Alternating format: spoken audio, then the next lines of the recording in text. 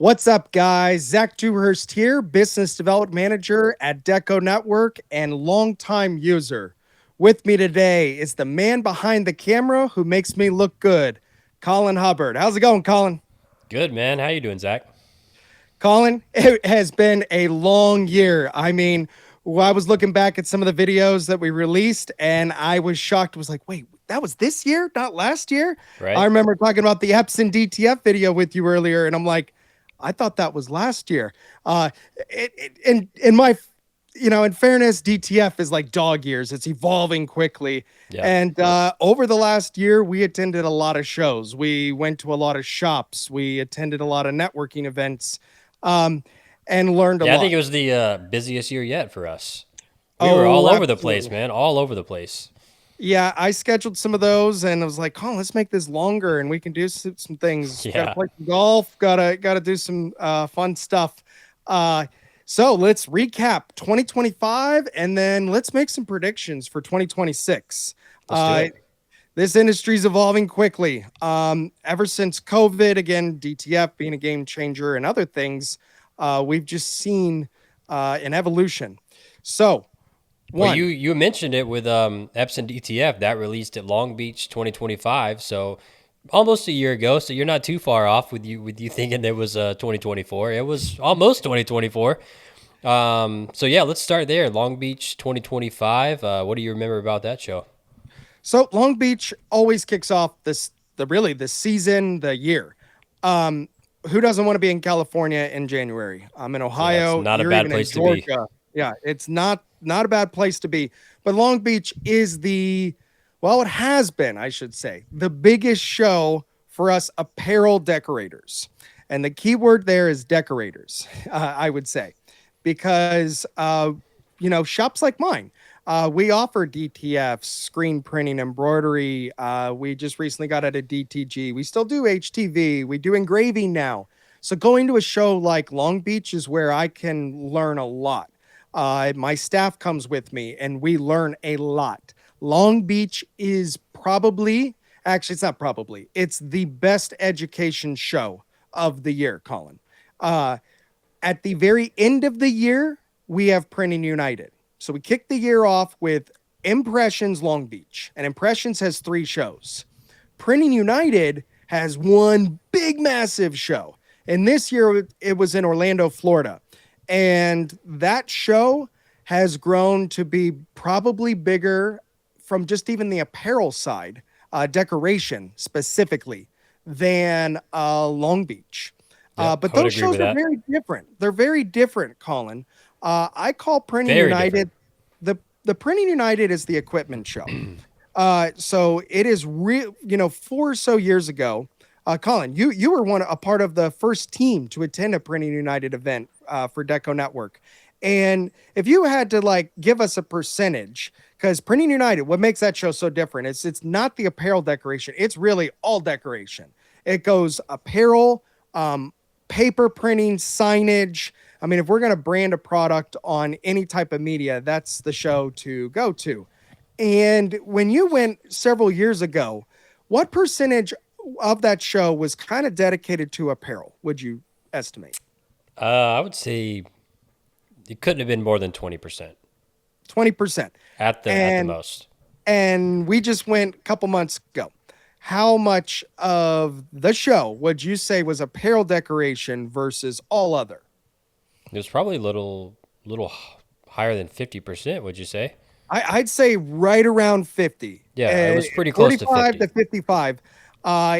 There's a lot of overlap there in some areas. We have some gray areas as Yeah. well, but it is really uh, evolved as a show. The way it's been explained to me is Printing United a few years ago headhunted the best from some of these other shows that they could, and they plucked them. And Printing United has really grown quickly in the apparel world. Yeah. Um, Let me stop I you right there for a second, yeah, Zach. So, I mean, I'm glad you mentioned that show growing because I think it's safe to say Long Beach over the past 3, 4 years has gotten significantly smaller. If it you is remember very back to the Long Beach 2025, that was the smallest we had ever seen it just from a square footage standpoint, which isn't a bad thing. It's not necessarily a bad thing, but it's not what it was 3, 4 years ago. No, I would say there are I have seen maybe a smaller decrease in the amount of maybe booths. But what I've seen a bigger impact on is actual attendance.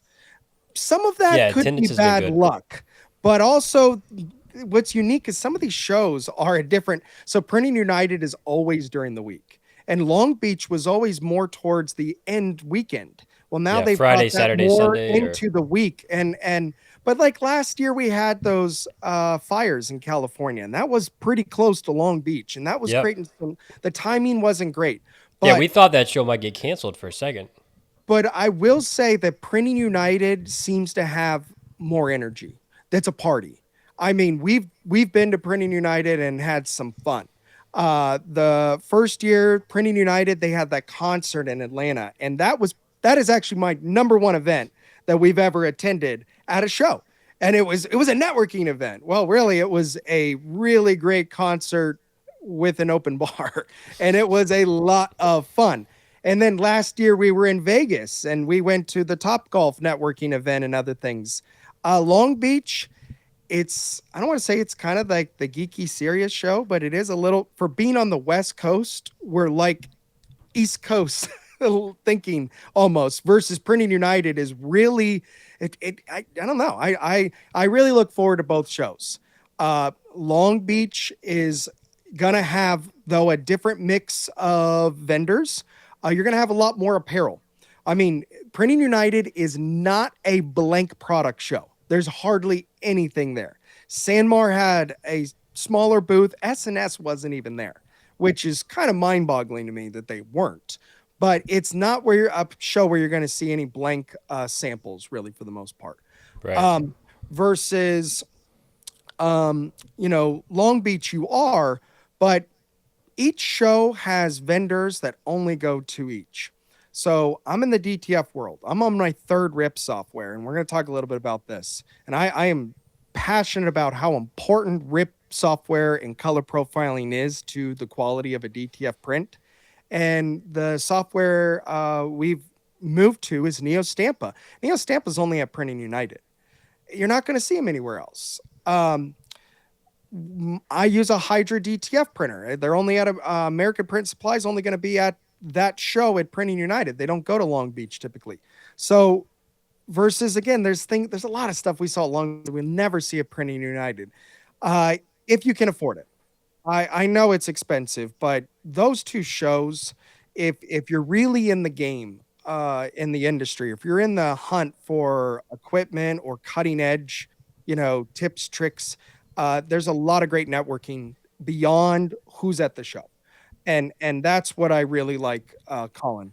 So you get your ROI if you attend these shows correctly and go about it, and try to get the full experience. Attend some seminars, but really network. Try to meet up with some of the other shops in the industry that you either know through your Facebook groups like DecoNetworks, or you're just on the floor and you're just rubbing shoulders. I mean, Colin, we had a ton of fun at Printing United, not this year, but the last year with the Chris, the Australian. He Yeah. flew from Australia, and we were learning lots of things. We were just at the Top Golf networking event, and he just comes over and is like, "Hey, can I hit the ball with you?" And it led to us hanging out with him for a couple of days Yeah. and learning some great things. And that's how you're supposed to attend these shows if you want to get the most out of them. Just like when we go to a lot of shops, which we attended a lot. We went into probably 15 to 20 shops this year, and The then we most shops we've ever been to in one year. oh yeah, and then we toured some corporate headquarters. We went through Yep. M&R's, giant facility. We went through Cobraflex, American Print Supply, and a few others. And I was learning as much as I was BSing of, oh, check that out, or this and so forth. I was taking away a lot, and I've actually implemented a lot from what I've seen at shops.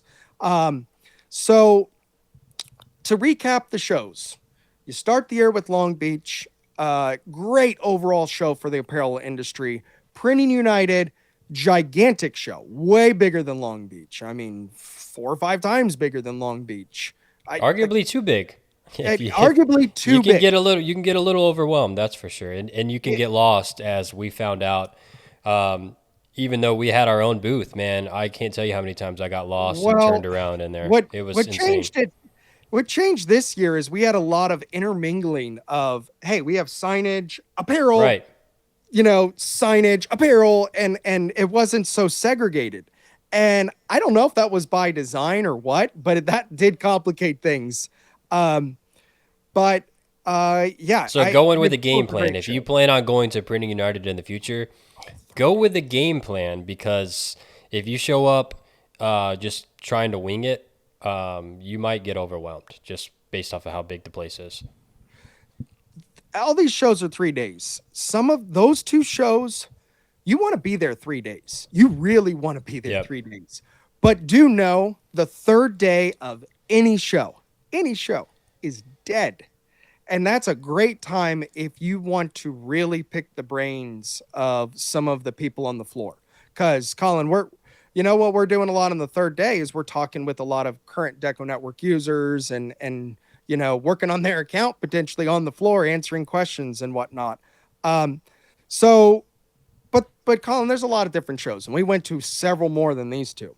Yeah, let's talk So about the DTF Expo in Arizona. That was the first time we've ever attended that show. It's a relatively new show.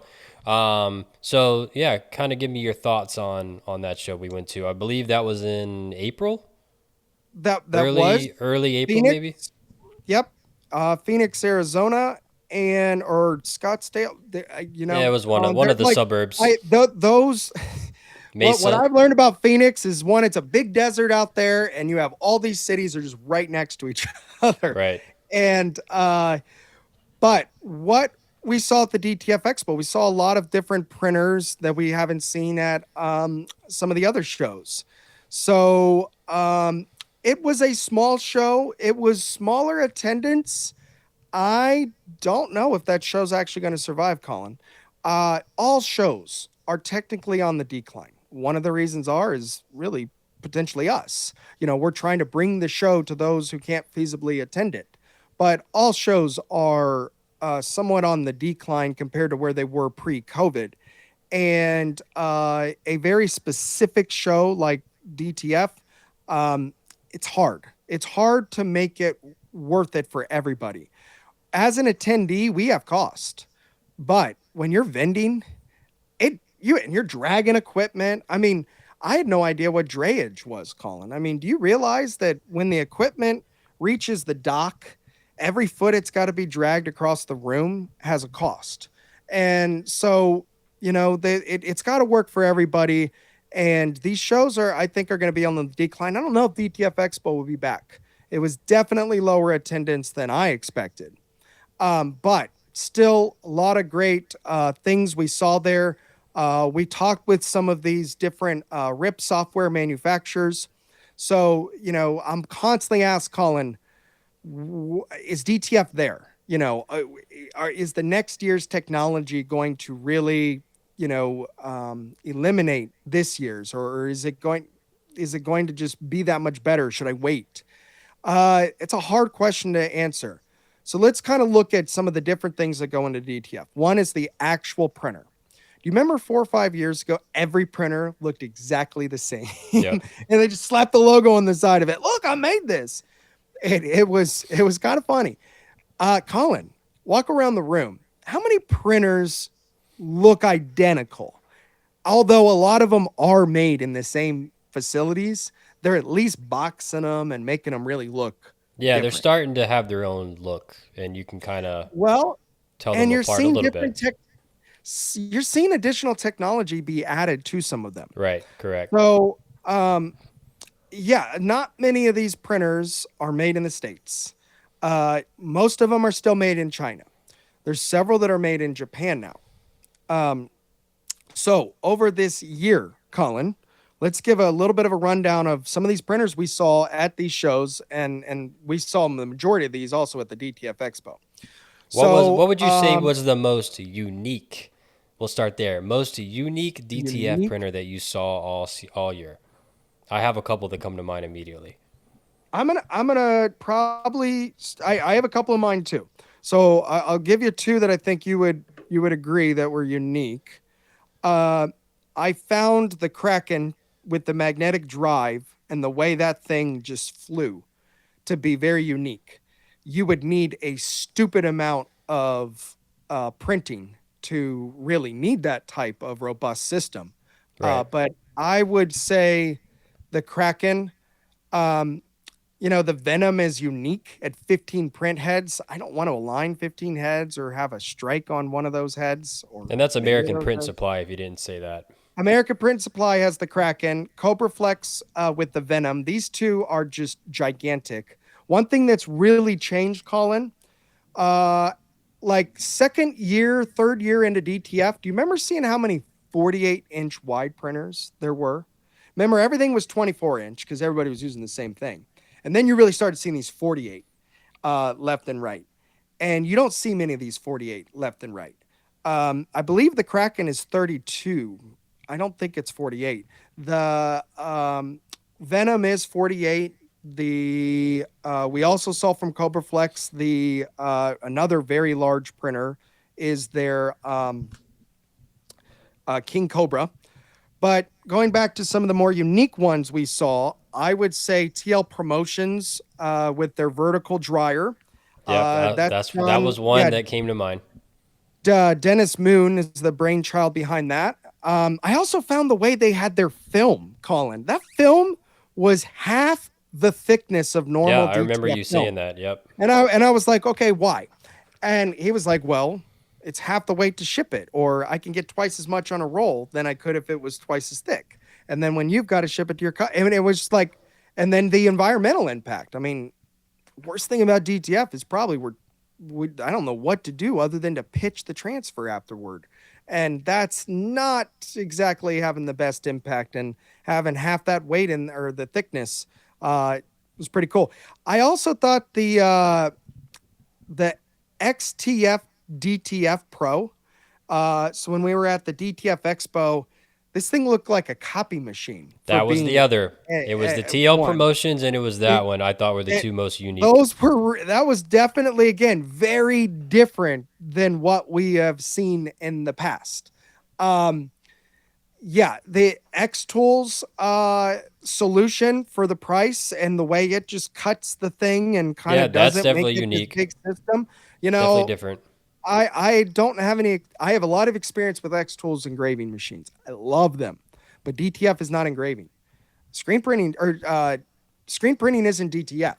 So the I again I don't have a personal experience with X Tools DTF printer, but if I was in a retail space and I was trying to like print in around customers, some of these solutions are really optimal.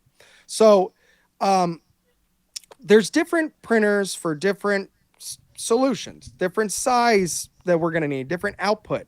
I went from my forehead, four color, and I thought it printed fast, and it did. I mean, it prints over 100 square feet an hour. My Hydra, it's twice as fast, printing 8 colors, and it's yeah. So back to kind of one, what are we seeing? Colin, this year is all about 8, 9 color, whatever you want to call it. Some of the guys call it 8 color, some call it 9 color. I was just color profiling earlier, and Neo Stampa, it's called 9 color. So nobody can Expanded get on the gamut. same page. What are we gonna call it? Expanded gamut seems like a big buzz phrase that we heard a lot in 2025. Oh, expanded gamut this, expanded gamut that. And I think it's going to become the standard. And the price of some of these printers, I mean, it's just why not go that route? And one of the first printers we saw was the Hyper Bright from Printomize. Chris over there really pushes these machines. I really like when we're at these shows and you've got the brainchild behind some of them, the machines. And while most of these machines are still manufactured in China, that doesn't mean that the dealers aren't working with the manufacturer to make improvements and do things. It physically doesn't make sense for them to build the whole thing themselves, but they are engineering these things, these printers and dryers, to be better and Well, better they and have better. to, right? They have to And stand out from the competition in some way. so, yeah, I mean, Rob at American Print and Supply, he is a robotics engineer, and he is working with China to make my Hydra and the Kraken better. Chris at Printimize is working with the manufacturer to make it better. M&R, they will tell you, we do not manufacture these printers ourselves. But when we were at M&R's facility, and then I went back a second time for a different event, Colin, uh, they really dissect their printers and dryers. It impressed me. It impressed me. Wow. M&R really is putting these things through some serious quality control, making sure it has, if it's going to be blue, it's going to be held to a certain standard. So while they didn't manufacture the whole thing themselves, they're putting their stamp on there with pride. And even M&R, we kicked off the year, Colin, with them introducing us to their new Quattro, which is an 8-color solution. And for the price difference, I think it's a no-brainer because it's very minimal, especially with M&R.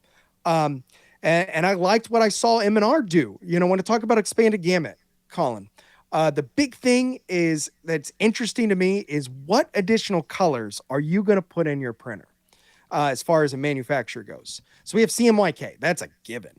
But are we going to put fluorescence? Are we going to put oranges or greens? Are we going to put a violet? Are we going to mix? What are we going to do? So like my Hydra is CMYK plus red, green, blue, orange. And that's kind of the most popular that I saw. But I like M&R went with violet instead of blue. And I'm like, you know what? It's harder to hit some of these pinks and purples and so forth. And I bet violet's going to be more helpful than blue because blue's so close to cyan. I need something that's a little bit farther away. And so we saw that at M&R. Cobra Flex, they were really starting to put some fluorescence, but they weren't putting 4 fluorescents in with CMYK. They were putting a couple fluorescents. And it was interesting the colors that we were seeing coming off those printers. So each manufacturer is innovating the equipment, whether they're manufacturing in-house or outsourcing it. The consumables, Colin, have gotten so consistent. I mean, they're at least what I'm using. I haven't had problems in years, and it's a true hot peel. I mean, it is a true hot peel. For a while there, it was like, oh, this is a hot peel. It's still tricky. Now, I mean, boom.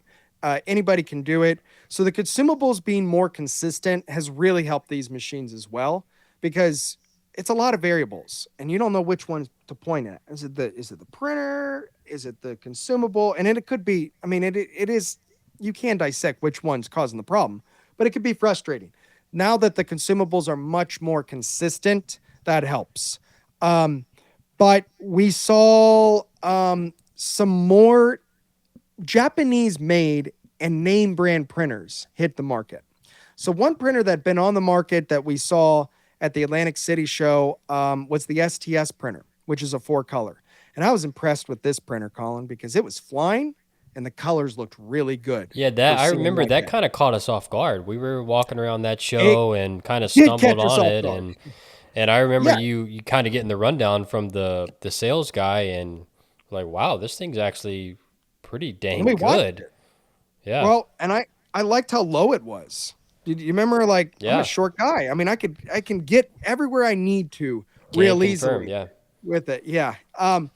But you want to know why that printer is so fast and why the colors look so good is because they're using a really good color profile, and it starts with the RIP software. And I just cannot state this enough, Colin, how DTF, it's like screen printing. Screen printing is not about dragging ink through a screen. Screen printing is about making the screens. Because if you don't choke and stroke the artwork correctly, if you don't get the halftones correct, if you don't do what you need to do in the screen room, you're going to have a huge uphill battle on the press. And with DTF, it's all about color profiling. With embroidery, it's all about digitizing. With DTG, it was all about pre-treating. I know you get annoyed, but I cannot stress this enough that every single decoration process comes down to pre-press, pre-production. I mean, it really does. DTF, RIP, I'm on my third rip. So I used Flexi.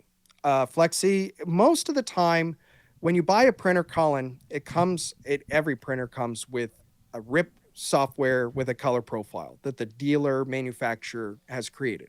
And they're saying, hey, this is how you want to use our ink, our powder, our film, and this color profile, and it's going to work. The problem is, it's not that simple with DTF. Yes, I like using baseball terms.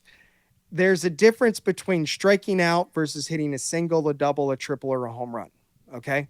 And you need to ask yourself, okay, what are we hitting? And is that good enough? Are we happy with that? You know, are we trying to be Aaron Judge and be the best player or Shohei Ohtani and earn 70 million a year? Or are we happy making 10 million a year because we're the eighth hitter in the lineup? So my point is, we switched from Flexi to CADLink, which is also known as Fiery. Well, I'll stop Epson you right there. Talk me through that process. You start with the first one. You're not liking it, I assume. What makes you want to pull the trigger, do some research, and find someone else? So CADLink is more powerful. It's just bigger. It's used more, and it was just it could do more. So I needed to upgrade. But my first printer came with Flexi. It wasn't color profiled with CADLink. So we switched to CADLink, which again is the biggest. They're owned by Epson now. And we found what the problem is with CADLink in our experience is that this RIP software was designed to power CMYK printers because before a couple years ago with DTF, Colin, how many printers did you see that went beyond CMYK? There were none. There were none. So a couple years ago, we started, oh wait, these 8, 9 colors. And you know what we kept hearing? Cobra Flex was one of the first to do expanded colors. And what Cobra Flex was telling us was Neo Stampa, dude. You need Neo Stampa's the best rip. It can account beyond 4 colors. It actually can. You kind of have to hack CADLink. So when I got my Hydra, which is an 8-color printer, American Print and Supply was just in the process of starting to move or start using Neo Stampa and allowing you to use either one. And wow, we have moved to Neo Stampa. I feel it rips it rips significantly faster. But what we're able to do, Colin, is we're able to look at the art and science of DTF and not go from, hey, I'm hitting a single. I'm getting on base. I'm not striking out. Look at baseball. You can strike out making out. That doesn't help the team. You can hit a single. You're getting on base. You're helping the team. But there's so many people out there. It's a flooded market that are hitting singles with DTF. And how do you separate yourself from the pack? How do you become a Stalls? Stalls isn't the biggest DTF printer because of their marketing. They are the best at marketing, but they're the biggest because of the quality and the consistency. And what do? They properly color profile their printers. They treat it as an art. It's like screen printing. There was an evolution. We went from, hey, we just print plastisol to, hey, we can print process. We can do CMYK and create a full color image. Then we started going, into water-based and discharged. And you have to ask yourself, do you want to just drag plastisol through a screen? Or are you looking to do some of the more complicated stuff? Separate yourself from the pack. Be the best. Because it is a flooded market, Colin. And if I have to make a prediction for the future, there's so many printers out there that the price of transfers just keeps going lower and lower and lower. Last year, $3.50 you could get all day, $4 a lot of the time. And there's still definitely many suppliers of DTF who can get it a square foot, a full chest print, $3.50, $4. That price has come down, closer to $3 a square foot. And next year it's going to be closer to $2.50 a square foot, if not less. If you know where to go, in my shop, a square foot is $2.75 for, a 9-color print. My cost is around 70 cents. So somebody's like, oh, you're selling it so cheap. It's cheaper than others. I've got 400% markup, 300% markup. Like, how many Yeah. other processes am I doing that? And at the speed that it prints, I mean, why do I buy embroidery equipment? I'm trying to buy a third embroidery machine, or I have more than that, but it's, and I'll never get the ROI out of that machine as I would a DTF printer. But Colin, if you're going to buy DTF, you got to go expand a gamut. I like how you said that. It just expand a gamut, because it's the future. You need to be color consistent. What everybody's trying to do is, we used to screen print this. Now we need to digitally print it because we're moving away from this. Customers ordering less, but they didn't change their artwork, Colin. Here's what we got to remember. You're a diehard Braves fan. How many colors are in the Braves logo? Several. No, there's no more than four. There's no more Yeah, than four. four. Yeah. Okay. Red. You got to Yeah. hit the red. Yeah, and there's no more than four. But what's happening now? The Braves aren't a good example. Use a high school or something, where they're not buying hundreds at a time. They're buying less, and then they're placing a lot of individual orders online, typically through a website, a POD situation. And we need all these colors to match consistently, and so forth. While we can print more colors in the industry, the customers' logos didn't all of a sudden go from 4 colors for the Braves to a full color image. Right. You know what I mean? We didn't, because we can print more, the world didn't all of a sudden start giving us more full color designs. That's what's always interesting to me at these shows. We're always printing these full color things. And it was like, the majority of what we print is still spot color. Logos are majority of the time a spot color. And when I look at a spot color, I can identify if that color is correct or not. Well, let me give you a great example. Just popped in my head. Fanatics. You probably know more than I do when it comes to Fanatics, where it's not just one company printing their apparel. It's people all over the United States, I learned. And when the Braves won the World Series in 2021, I bought multiples of different shirts because I'm like, I'll wear one and I'll keep one, for years, and maybe pull it out of the closet in 10 years and have a fresh t-shirt that I can't get anymore. Right. Well, I looked at the 2 shirts, just one example. I looked at the 2 shirts I bought, same shirt. The colors are different. So clearly they were printed at 2 different places.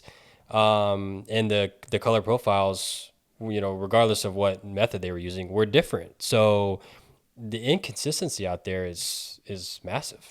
Well, I'll tell you the biggest reason there's an inconsistency is because you buy a printer and 9 times out of 10, they don't color profile in your environment.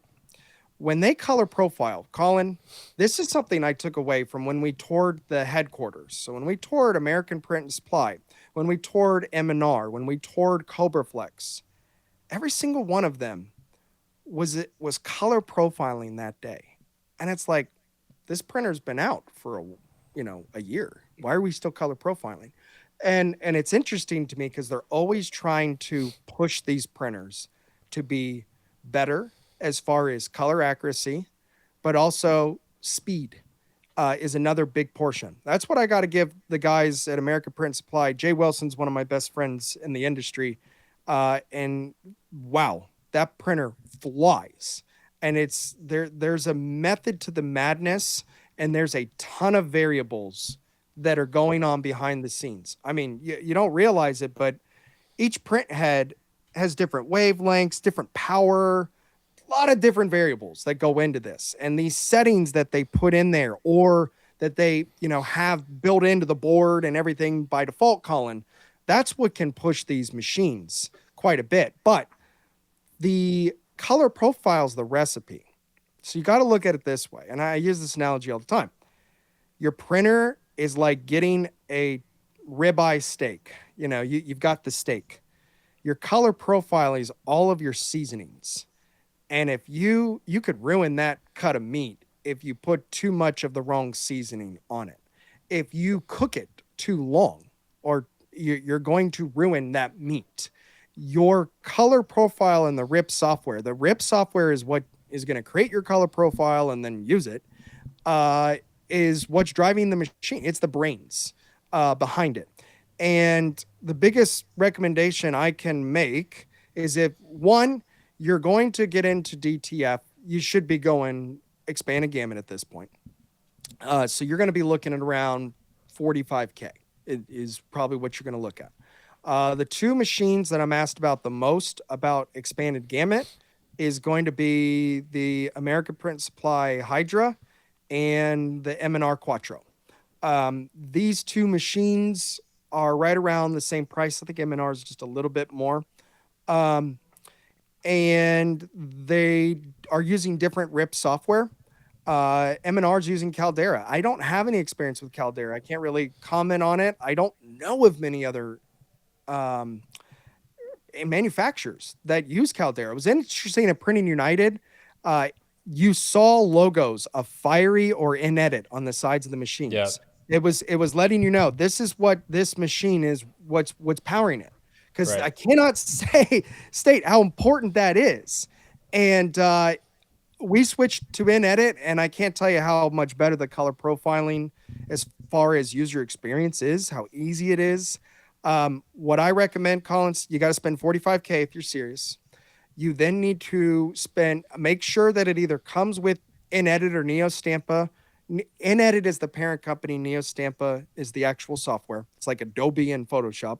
Um, and then you need to invest in the color profiling modular. That's going to be $500 on top of the $1,000 RIP if it didn't come with the printer. And then you're going to want to buy a spectrophotometer. And a spectrophotometer, I bought the X-Rite. We talked with them at Printing United. iPro Plus 3. iPro Basic Plus 3. It's a mouthful. It's around $2,300.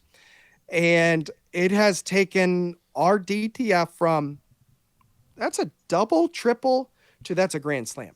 And it's not even a question. So if you want to be serious, if you want to separate yourself from the pack, if you plan on selling transfers, you got to step up your game because that's what's going to be the super standard. What's so complicated about this, Colin, is that it's one big magic trick. The problem is everything I just described there, the dealers don't exactly want their customers to know how to do. It's they actually want to control all of this, and it's in their best interest because as soon as you know how to color profile and things, you can change consumables. Oh, I'm going to change the film. I'm going to change the powder. I'm going to change the ink. Careful about changing ink, but um, it allows you to start not needing them when it comes to some of these consumables as much. And it's kind of sad, but this is one big magic trick, and it's a group of magicians that have agreed why we compete together against each other. We're not going to show anybody how this magic trick is done, and that's something we're going to start doing, Colin. So next year, we're going to start pulling back the curtain more in my shop. We do a lot behind me, and DTF is something I've been super passionate about since day one. I come from the transfer world. We did a lot of plastisol transfers here, and DTF. If you there is a method to the madness. You can't put out perfection if you just strive for it. Yeah, it. So what's cool is the tricks coming out. It's all becoming more possible. It's not as difficult to get into, but the entry point, Colin, it has gotten more expensive. I mean, a few years ago, you were looking at around, 25K, and you were going to get a printer, and you still absolutely can for that price. I mean, there's printers, all shapes and sizes for all types. But if you're going to sell transfers, or you are a screen printer and you want to pass DTF as a true spot color print, and you don't want the customer to even like question, oh, wait, what process was this? It looks identical in color. You're going to want to make that 9-color, 8-color leap. Yep. And And we saw a lot of them. let's sum this up. So DTF, obviously, that's the talk of the town still in 2025. That dominated the trade shows. No matter which trade show we went to, DTF was, dominated the showroom floor. Screen printing, not too much screen printing going on at the trade shows. You might see a couple presses, and that's about it. Whereas even 3 years ago, it was significantly more. So, I mean, you obviously you don't need to go too much in detail about screen printing because everybody knows it's not going anywhere. You know, screen printing will always be around, but it seems like it's going more towards the shops that already do a ton of screen printing. They're just getting bigger. They're just gonna take over. They're gonna buy out everybody else that's trying to get rid of it, and move into something like DTF. But at the end of the day, if you have these huge 10,000 plus orders, you're going to want to screen print that. You're not going to want a DTF, you know, a 10,000 piece order, right? You're not going to want to heat press that. That's insane. So obviously screen printing has a time and place, but it's not the talk of the town anymore. Well, the so the market has adapted, and so have we decorators. So when I say they have adapted, remember what I said just a few minutes ago, how the customers are ordering less. They're not ordering as big orders. They're Right. placing a half that size, but then they're sending their individuals who need the other stuff to go to this site and buy them. POD has just skyrocketed, but POD has really gone from, hey, it's a retail for-profit situation. I'm a YouTube influencer, or I have a sports team. I'm looking to maybe do some fundraising. What's really changed, Colin, is the ordering portals dominate now. And ordering portals is for any type of group, but businesses heavily, and businesses are what drive our industry. That we're decorating for small businesses, events, organizations, and they haven't changed their artwork just because DTF can print more, but they have changed the way they order because they know we have the flexibility and we don't have to do these big bulk ones. And the price isn't gonna change if you buy so many. I mean, it's still screen print price, great. But what's really changed is it's a contract world. And one of the biggest things I learned this year was how to outsource. Um, if I had to take a bet, last year, I bet 95% of my revenue in my shop, we did the production in house. Primarily because we didn't push much, also that we didn't do in house. And I'm the stupid person who buys every piece of equipment and we do everything. But this year, we more than doubled our revenue. Some of that was just we have a great monster client. But out of all revenue, we outsourced probably 70% of it. How amazing And is that? You double it your it revenue, but you're outsourcing almost it everything. well, a lot of it's promo hard good. Why do this? A lot of it's signage. Why not offer it? Because I learned where to go and how to do this and make it profitable. So when I had a lot of misconceptions about hard good promo and signage and how much money there was there. Promo products, hard goods. Colin, when we go to a lot of shops, they almost all are pushing promo these days. We're seeing this huge spike. Yeah, I why use wouldn't you when Sage. you can outsource it? Why would you not offer that? So I pay $50 a month for Sage. And for that $50 a month, I can Google and find any product that I need to get my hands on and connect with a supplier. And that supplier really won't work with anybody unless you're a part of Sage or ASI. So there's like USGA for golf. Well, for the hard good world, that's ASI and Sage. If you have a Sage or ASI membership, that's you raising your hand and saying, I'm in the industry and I want to be able to buy wholesale. When I say industry, Colin, this is something else. I used to call it the custom decoration industry because as a decorator, I make things. That's the dumbest decision I ever made. Be a marketer, not a maker, is what I've learned. How I've increased my revenue and outsourced more was because we didn't focus on making as much as we focused on showing our customers how they can market with the product that we're getting them. Our customer does not care if we make the product. What they care about is that we deliver what we said we would, when we would, and it meets their expectations. And a lot of our service is pre product. So, Colin, I had a crazy order this year. I had 2,000 North Face jackets. It literally was $256,000. Then they bought another 220 jackets. So it became a $300,000 order in the end. And I've never had anything in the realm of that before. Um, I outsourced the whole thing. I bought the product from Sanmar. I drop shipped it to 5Bs, one of the largest manufacturers or not manufacturers, contract decorators in the country. They're an hour away from me. They have 450 embroidery heads. They have 10 automatic screen presses that are running 20 hours a day, 7 days a week. It was the That's most insane. impressive operation I've ever seen. Colin, it was all a perfectly climate controlled, perfect. I mean, it was beautiful in there.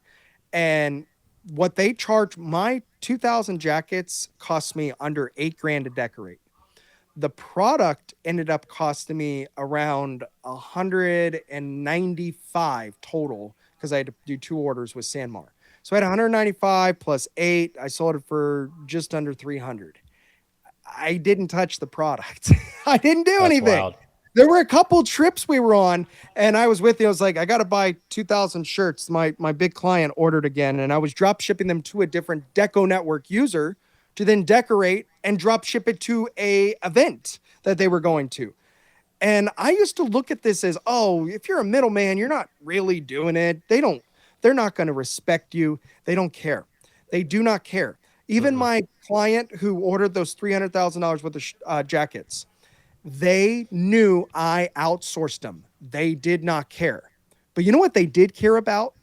They really needed them delivered on a specific day between a 3 hour window, really a 2 hour, 1 hour window, because they wanted to hand them out that day. They have a 1,000,000 square foot facility, Colin. It's the largest solar panel manufacturer in the country.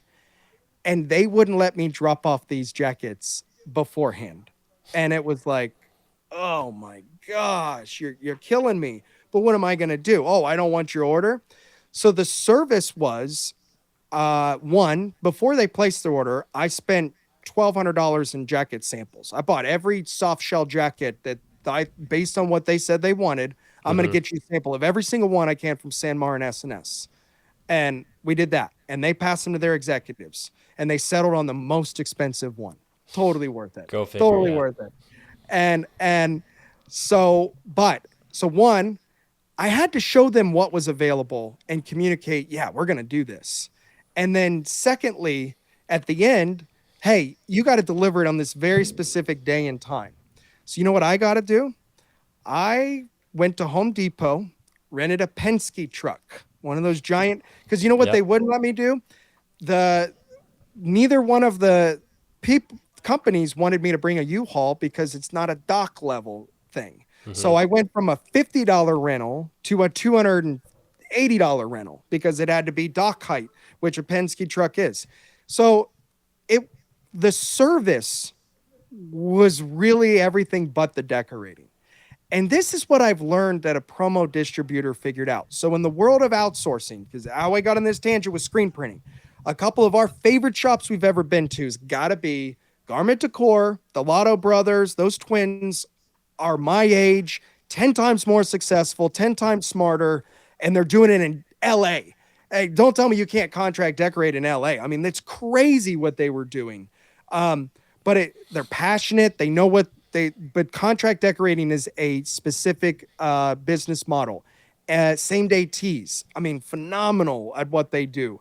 But it's all outsourcing. They are so efficient, Colin. I mean, do you remember same day teas, how much running around and just not, oh, look, there's 400 shirts that were sitting there an hour ago and now they're out down the dryer and being packed. I'm like, what the heck, Pete? How are you doing this? Deco, one. But two, they're just a good contract decorator is a well-oiled machine. And Colin, the ones who are buying screen printing equipment are them. What we've Yep. also seen in these shops, if they've gone complete automation, we've talked with a lot of these guys at the shows, Hydro Engineering, the screen stretching guys, the folding machines. It's less hands, it's more automation. We rarely see people actually clean screens anymore in these shops. They may actually just do one last pass, but really everything is being rinsed automatically, cleaned automatically. I mean, there's a time and place. Like, you know, we've recorded those videos and posted them, obviously, and we'll get, you know, a bunch of comments like, "Oh, that's ridiculous. You'd spend that much money on an automatic folder. Like, just fold it yourself." Like, yeah, that might work for you in your business model, but a The shop that's contract doing, decorators have. yeah. The So contract it just decorators. depends on your business model, how much you're moving on a day-to-day basis. Like, yeah, those people need machine, you know, equipment like that. So yeah, it's not going to work for your basement, but it's going to work for $100,000 or 100,000 square foot facility that's pumping out tens of thousands of t-shirts on a daily basis. Oh So yeah, absolutely. And again, it goes beyond the service. Goes always beyond decorating, even for a contract decorator. Um, I asked the 5Bs, you know, if we had to do, they would sort, they would pack, they would do specific things that I would require. So I don't actually have to touch the product potentially. So one thing, Colin, that we're going to see just keep growing is outsourcing. It's being embraced. Look at the way using a virtual assistant or somebody overseas, how that perception has totally changed over 10 years. 10 years ago, if you said, yeah, we're going to use the Philippines or India, or, you know, we're going to outsource some of this work. They've got great work ethic. It is a lot cheaper. It just makes financial sense. 10 years ago, you'd be looked like, oh, you're giving away the jobs. Now, oh my gosh, it's like, well, that's smart.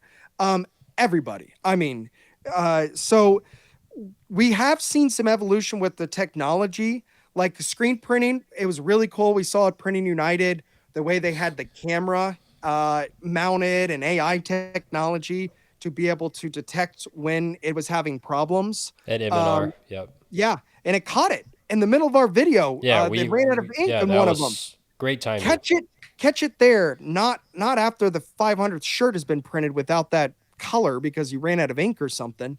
The auto takeoff, that's been around for a long time with M&R. The what they call is the passport. But what we've seen is automation. I mean, I would say in 2024, the big word was automation. That's when we remember automation AI. 2023 AI, 2024 automation. Not that those have gone anywhere, but now what I've seen more as far as those go, as far as automation goes, Colin, is just, you know, it's that removing the physical labor, because the worst jobs and the most important jobs are often the same, and they're you got to get it right. Screen cleaning being one of the biggest. Yep. And then when it comes to embroidery, Colin, that's never gonna go away. Screen printing Nope. will never go away, but it's gonna be the big guys. And what I really suggest everybody out there to think about is embrace outsourcing. You got to embrace it and realize that it's the future. What you don't want to be, because this is the trap, Colin. I'm a decorator, and as a decorator, I'm stupid because my thinking gets trapped into becoming a maker and becoming a You want lot to of us do are it. art. You I want to want to do it do it. yourself. I want control. And what I do is I become a maker instead of a marketer. And until I realized it this year, holy crap. And then when we doubled, because we've positioned ourselves as a marketing company. We don't tell a customer, we do this. We tell the customer, we can put your brand on anything. What do you need? What are your pain points? What do you want to accomplish? Let's talk about your business. Let's learn. Let's get the most out of this relationship. Not, oh, we got an order. Hey, yeah, we offer screen printing. The minimum is this and so forth. I mean, that works. But if you look at a promo distributor, the first time we have ever attended is the PPAI show. We actually went to an ASI show a couple years ago, Colin. In Chicago, yep. And what I think our channel revolves around are these decoration shops, but there's a world of promo distribution. And what the industry we're in is we're in the promotional product industry, because you know what the number one promotional product is? It's apparel, specifically t-shirts, a branded product. This is my brand. This is a brand. You're wearing a hat. I mean, like, everything's branded.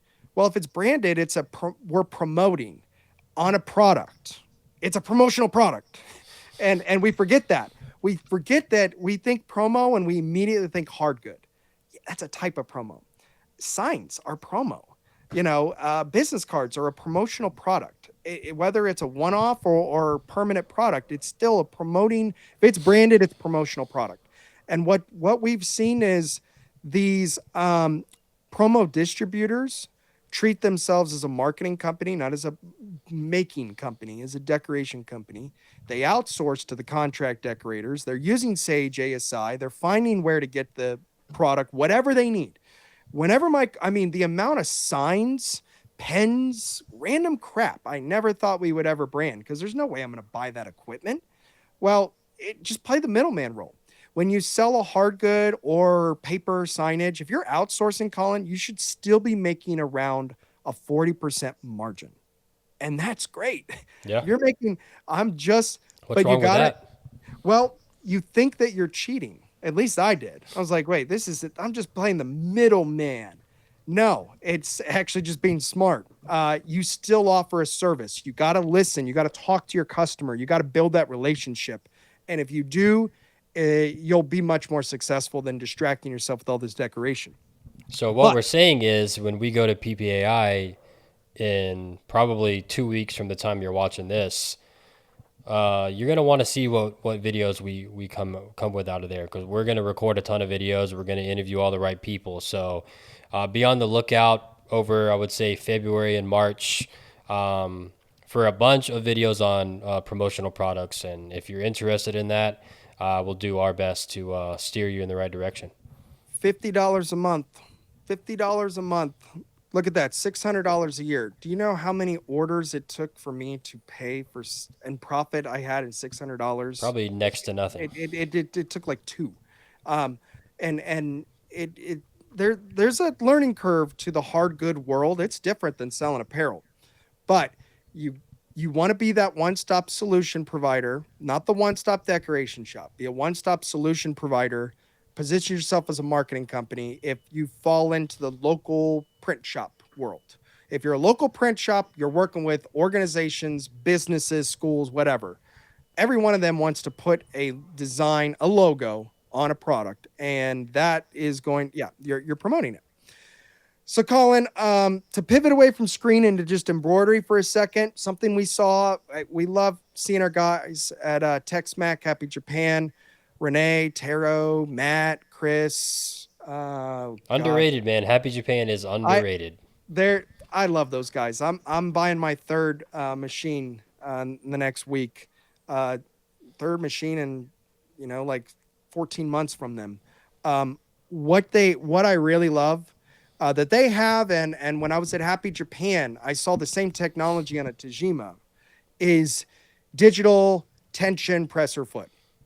So when it comes, we see all these, we've seen, M&R put the camera, look, screen, it's got something new.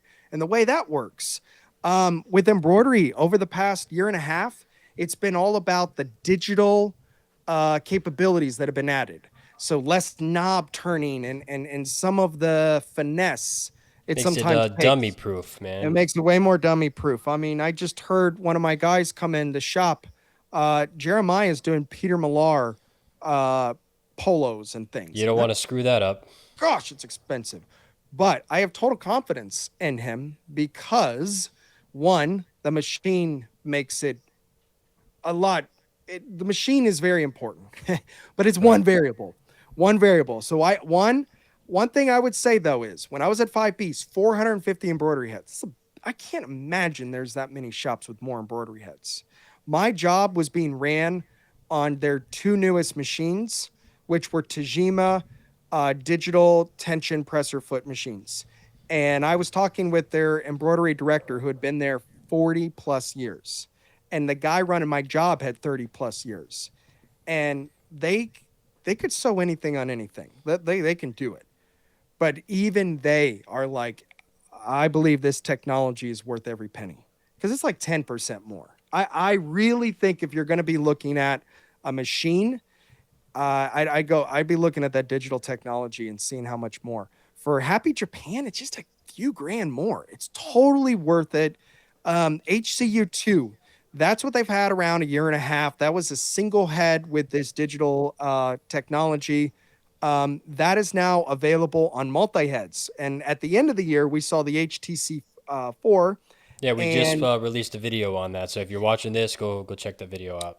yeah, great machine. Another video we released this year, which again goes hand in hand with all of this, is Mighty Hoop, Hoop Master.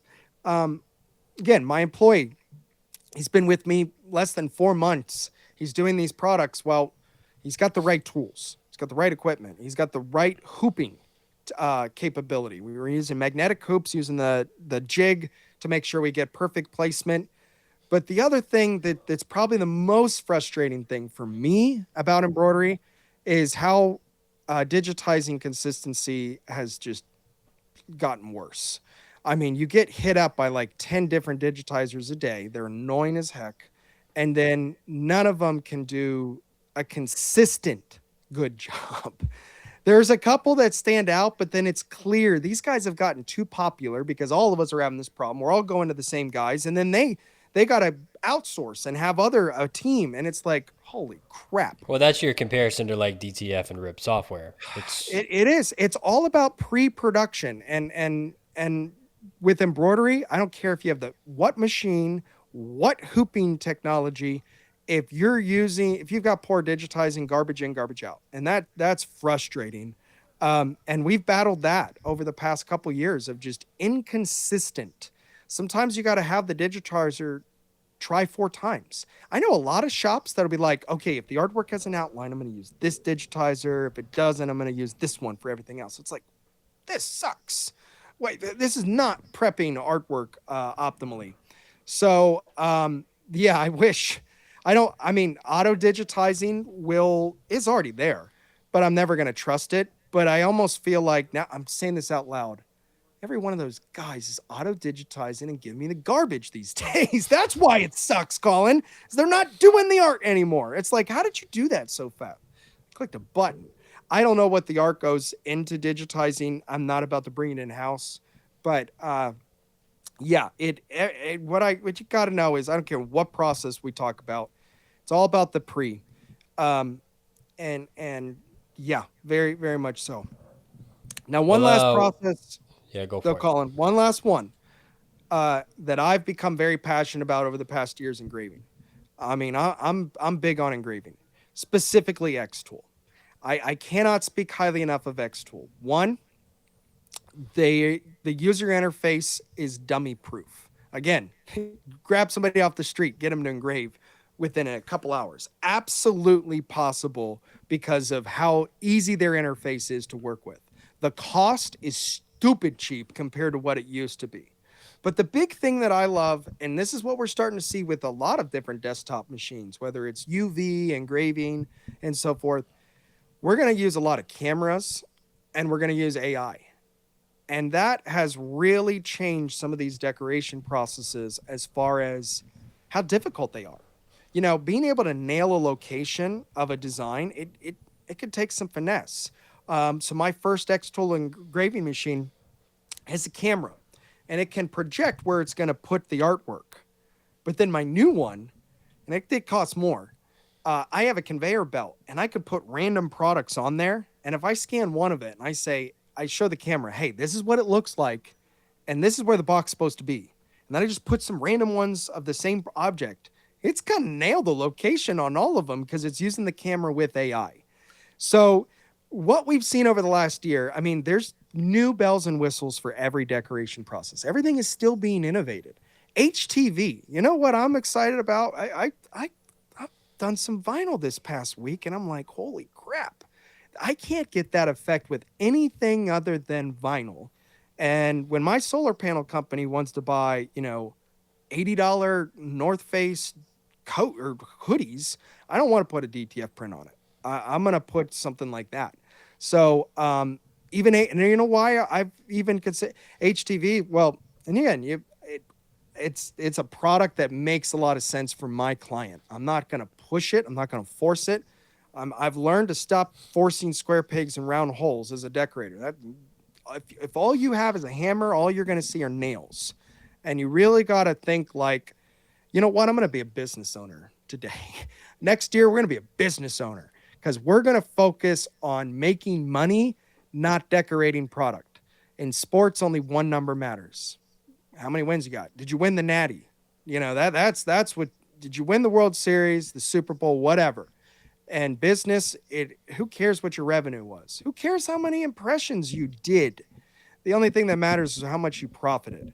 And what I've seen in the industry is more and more shops are starting to embrace it, and they're becoming more of a universal one-stop solution, one-stop shop, even though they're not doing it all. And it's becoming the norm. So if you want to be competitive in this industry, Colin, you have to have solutions. If you say, "Oh, sorry, we just do embroidery, we don't print, we don't do promo," all you're doing is making yourself susceptible to competition who is a one-stop solution provider. And you know who is the best at being a one-stop solution provider? Those who do nothing in-house are the best. It's a stupid world. But I mean, I'm working with a promo distributor because we're kind of a contract decorator. And this guy's so smart. I mean, some of his clients, and I can't say them, I mean, they're big Olympic teams. It's like, how do you get this account? And I was like, well, I don't worry about decorating. I focus on, being a extension of their brand, being their marketing consultant, and then telling them I'll find a way to get it on something, and that's Right. it. I mean, if you just focus on listening to your client, and then I'll solve that problem some other way. As a decorator, I would try to figure out how am I going to puff screen print before I ever got a puff order. And now I'm wasting a stupid amount of time trying to do something that I don't even have a demand for yet because I Right. want to offer it. Well, stupid, stupid. Just find somebody who can. Yeah. Focus on, again, what I've learned. Just be a marketing company. Really focus on that. A lot of great things will happen, and yeah. But if you are a decorator, there are new bells and whistles. But and most of those bells and whistles are worth the investment. Now, Colin, if we're going to talk about, let's just kind of pivot a little bit for the last quarter of this conversation about 2026 predictions because we've kind of already gone into this. Yep. One, more outsourcing. More shops are going to be having a solution for anything. So I suggest join Sage. If you're looking to outsource signs, paper, that kind of stuff, Four Over, B2 Sign, Signalite. These companies were at Printing United. We didn't see them at Long Beach. We definitely will see them at PPAI. So it goes back to some of these shows, you don't get the whole picture. If you go to Long Beach, Colin, how much of that show teaches you how to outsource? None of it. They don't want you to. They want you to keep buying their crap that you don't need. That you're going to have to now get another employee and complicate things. And I'm not saying you can't be successful as a decorator, but there's a tremendous amount of turnover in our industry as well. It doesn't matter what industry you're in. It's hard to be a small business. You know, it's not hard having zero overhead because you outsource everything, Colin. Everything. Right. I mean, why? And I've seen it. I'm seeing it more and more. I'm finally starting to embrace it more in my shop, and it was the best decision I ever made. And so outsource would be one of the biggest things. If you're going into DTF or if you're whatever, you really need to be thinking about expanded gamut. If you're going to spend 45K, spend another four. You need to buy a spectrophotometer. You need to be able to color profile. And I highly suggest using Neo Stampa. I mean, it's the best rip. It is the best rip. I'm just not gonna sugarcoat it. What can be frustrating is they are based out of Spain. Some of their support is a little delayed. There's some things that are frustrating when you're first getting started, but the rip itself is phenomenal. The color profiling is phenomenal. You got to make that investment if you're serious. Hit a home run. Don't strive for a single. We're going to show you how to next year. I want to really start showing what we do in my shop. I don't know it all. But what I do know as well, Colin, is that POD is going to keep doing this. And Deco has a stupid amount of data. I mean, we have hundreds of millions of dollars going through Deco annually. And we can tell where these orders okay, what decoration processes are having more? Where are these orders coming from? What is the average size? We have all this data, and that's something I really want to start mining more because we haven't totally. But one thing we do know, Colin, is that there are a significant more amount of online sales than ever. And when they're online sales, they're not custom jobs. They are ordering portals. So what that really means is decorating on demand, print on demand. And what that also means, Colin, is having equipment that accounts for that. So what you've seen more in the industry are more desktop machines, and you're going to keep seeing this. My engraving machine, there's all types. I have three different ones, but the one that's going to be the most universal, it's a desktop. I have a UV printer coming. It just hasn't been released yet. Has camera AI technology similar to the X tool. It can do flat UV. It can do roll to roll. It can do UV DTF. I mean, the technology that you can do with these things. But my point is, what I'm starting to see more of is I'd rather have 5 desktop machines and have redundancy rather than one big one because I need to be able to do low run. And some of these big ones are harder to feed it with the lower run stuff. You kind of prefer the flexibility. I want to use barcodes. I want to print on demand. I want to be able to streamline. Well, that means we're going to use a specific machine. We're going to see more single head embroidery machines. So if you are determined to buy equipment, what I would say is it's a lot easier to outsource bulk than it is to outsource small. Now, it's not impossible. It's not impossible by any means. I'm a fan of Fulfill Engine and what Stalls is doing. I mean, they have innovated.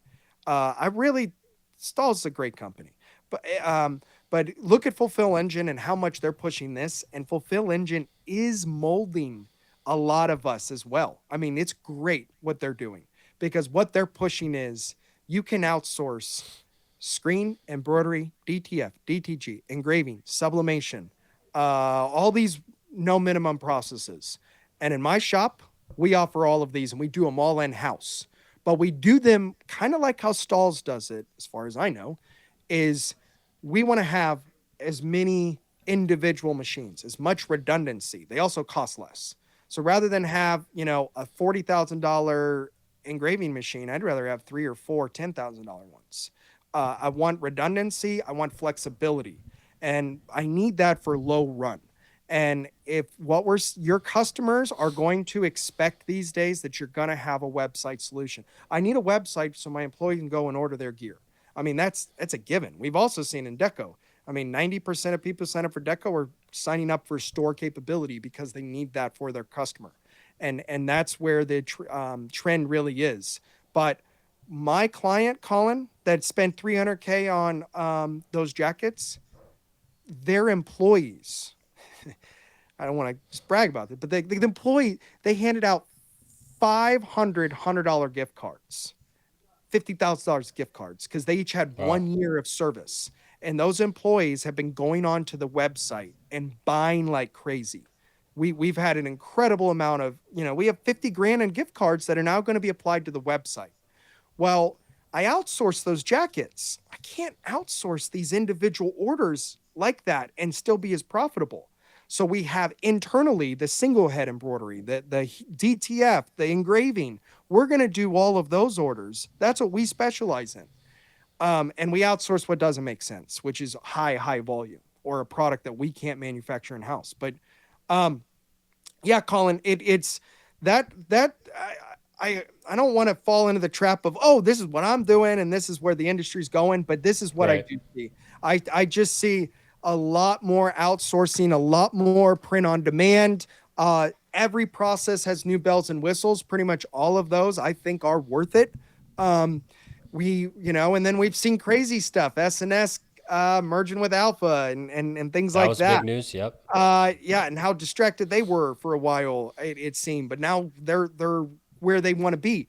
So, yeah, it was a great year in 2025, 2026. It's only going to keep evolving. If I were to start today, I'd buy nothing. If I bought anything, I'd buy a heat press. If I continue to buy anything, I'd buy anything with a camera and AI technology. I'd buy an X tool because you can make drinkware with that all day. and I can heat press transfers. I can outsource the transfers to a company like mine and not have to buy the DTF equipment. All I have to do is heat press. I mean, there's many days where it's like, damn it, I wish all we did was heat press when it came to DTF and didn't have to account for all this. Because I mean, All the it's extra a lot. headaches. Yeah. They're yeah, and these machines aren't cheap. Um, But yeah, but from a content standpoint, oh yeah, definitely want to thank everybody for watching our videos in 2025.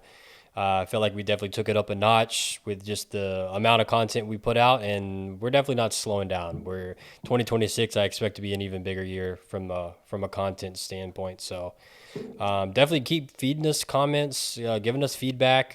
We definitely read all the comments and try to take your feedback as much as we can, because we want to continue to get better with the content we're making. And at the end of the day, our goal is to inform you guys the best that we can. And sometimes as a limited, you might watch our video and kind of get a high overview, but you probably still need to then reach out to that company directly and have them answer any other questions you have, because there's only going to be so much that we can actually show you and explain on video. And like Zach said, I mean, Zach knows a lot about a lot of stuff, but BS. he's not working for these companies. So I definitely would recommend still reaching out if you watch our video and have any sort of interest in what you're seeing. Reach out to those companies, and I'm sure they could answer any question and every question you have. But definitely want to thank you guys for watching the videos, and big things are in store for 2026. Colin, we're also launching the print room.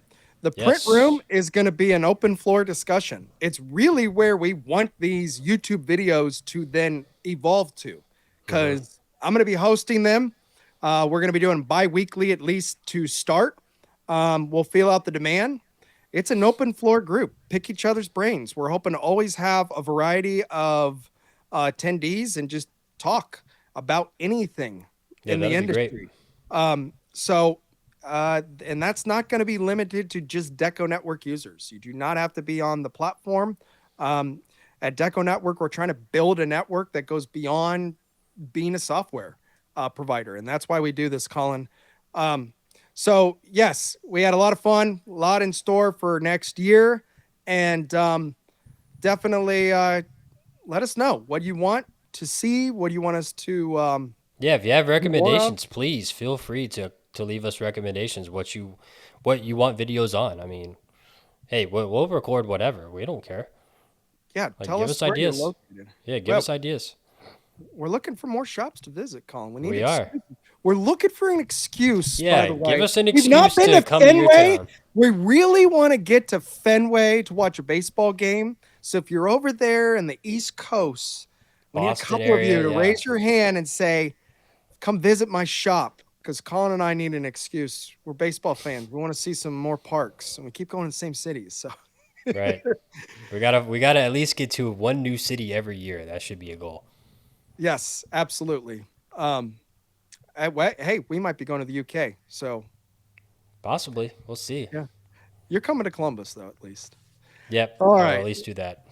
Well, Colin, I can't wrap these things up. I know you just tried, but let's go ahead, say goodbye to 2025, and we'll see you guys in 2026. Happy New Year, everybody. We'll see you later. Bye, guys.